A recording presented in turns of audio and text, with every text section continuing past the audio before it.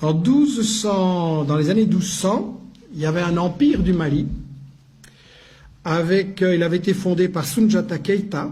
L'empire du Mali avait un État fédéral très organisé, avec un parlement. T'imagines, dans les années 1200, un parlement.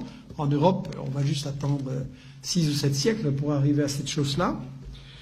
Et l'État était très organisé, avec une armée, avec un système d'enseignement, avec un trésor public. Il organisait l'extraction et la vente de l'or. Il développait l'agriculture, coton, arachide.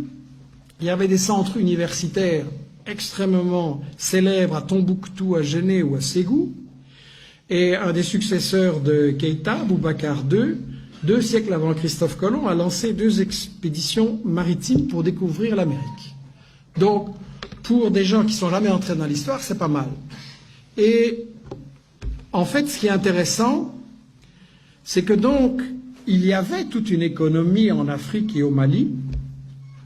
Il y avait une économie avec un commerce, des caravanes qui remontaient de la Gambie, donc de l'ouest de l'Afrique jusqu'à la Méditerranée. C'était effectivement contrôlé, organisé par les Touaregs. C'était un commerce extrêmement prospère. Et quand le colonisateur français est arrivé là, intéressé par les matières premières, qu'est-ce qu'il a fait? Il a totalement disloqué, brisé ce commerce. Pour gérer le commerce et l'économie, il a importé des Libanais et des Grecs. Et ensuite, la grande démocratie française, qu'est-ce qu'elle a fait? Elle a assassiné des milliers de professeurs de langue arabe. Pourquoi? Parce que ce commerce entre toutes ces régions et tous ces pays, quand vous faites du commerce, vous avez besoin d'une langue que tout le monde comprend. Aujourd'hui, c'est l'anglais. Vous voulez faire du commerce, c'est l'anglais. Et à ce moment-là, c'était l'arabe.